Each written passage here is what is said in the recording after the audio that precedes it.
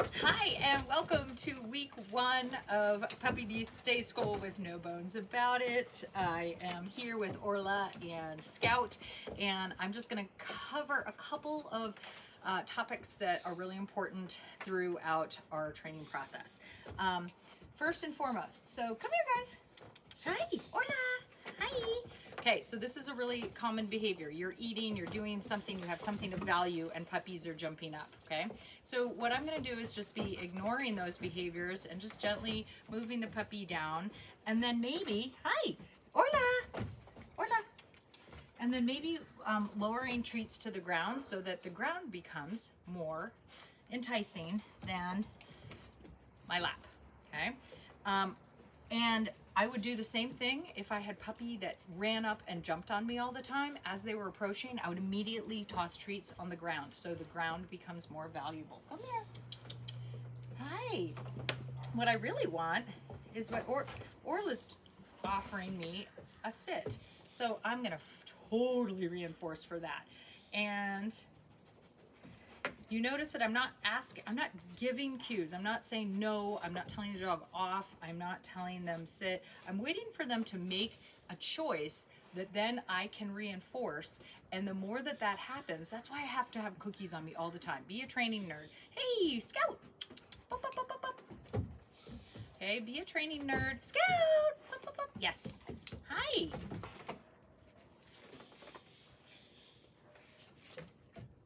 Yes. Okay, so eventually, the more we practice this, and I'm going to do a treat toss. I'm going to have them go play. Go play. Oh, go find it. Ready? Go find it. Oh, it's really hard to find those treats, cookies, when you toss them around. Here, go find it. Scout.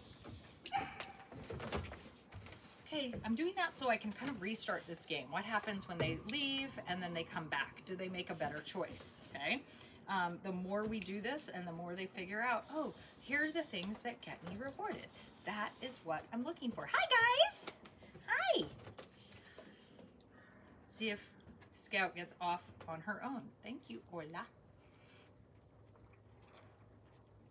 Now, yes. Okay.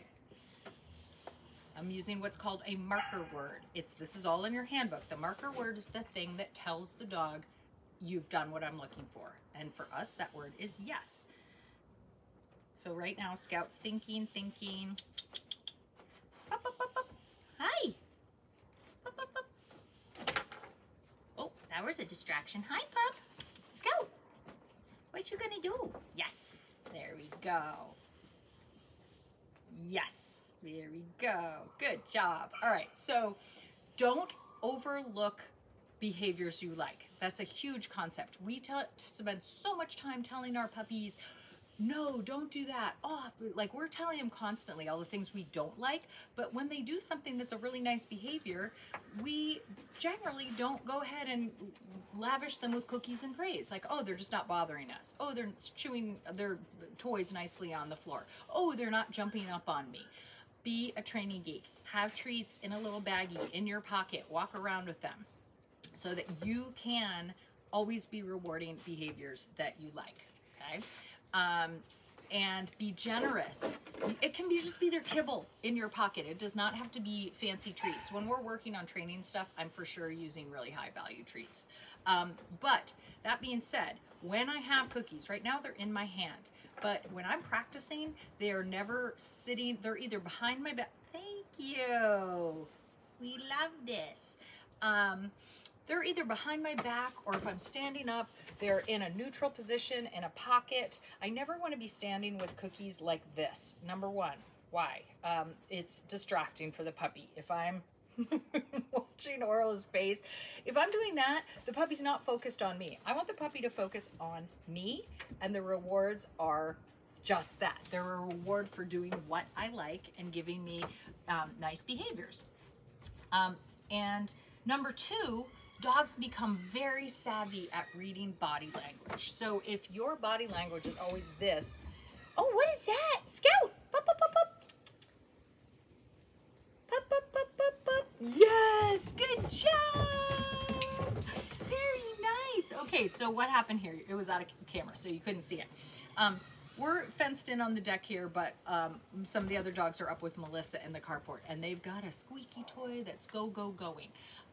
And so I totally lost Scout to the squeaky toy noise. And so one of the skills I'm working on is just pay attention to me when I ask. We're going to get to that foundation skill in a minute, but right now, all I did was a pup, you know, to try to, I'm not using the puppy's name because that was so distracting. I don't want to be in a place where I'm going, Scout, Orla. So, pup. She refocused, she ran to me. What a good girl. I'm going to give her tons of cookies for that. So, I kind of got distracted with the body language thing. Dogs, if you always train with treats out in front in a hand, or you always wear your hip pack in the same way, and all of a sudden you remove that from the scenario, they are not going to respond the same. Or they're going to say, oh, she doesn't have those cookies on her, so I'm out. So be really cautious. When I can, I have treats on a counter, somewhere really quickly where I can grab them, or again, I keep them in a pocket or in a neutral position where the dog can't see them. So that's being generous. That's how you keep where you keep your treats, and how to reward overlooked behaviors, and try as best you can to ignore behaviors you don't like. So let's get back to that concept. Positive reinforcement training means we're rewarding for things we like, but it in no way means that we are permissive. I do not let my puppies get away with a lot of mistakes. I need to manage the heck out of my puppy, meaning I've got gates, I've got tie downs, I'm using my crate when I can't properly supervise the dog. The key is to not allow them to make mistakes, and so that you're kind of controlling their environment so well that you can be reinforcing behaviors you really like, but not having to correct a lot of behaviors. If you find yourself having to constantly be correcting something or redirecting the dog, let's say it keeps jumping up on a coffee table. Remove access to that coffee table somehow. Move the coffee table, put a gate around it. Do something so that we're preventing the bad behavior from happening. That is really one of the biggest things that I can tell you about raising a puppy is prevention of bad behavior, because every time your dog practices a behavior, it gets reinforced. Whether you tell them no, off, don't do that, doesn't matter. It's like the reinforcement's already happened if a dog jumps up on and puts their paws on a coffee table or gets up on a sofa and you pull them off. Too bad, reinforcement's already happened. So we need to use a lot of prevention. If you need help in figuring out how to do that in your environment, that's when we should have a home consult, and I'm happy to try to schedule that at some point. So that's kind of initial concepts for today. We're going to get to our little foundation skills in just a minute with each of the pups, and I'll see you soon.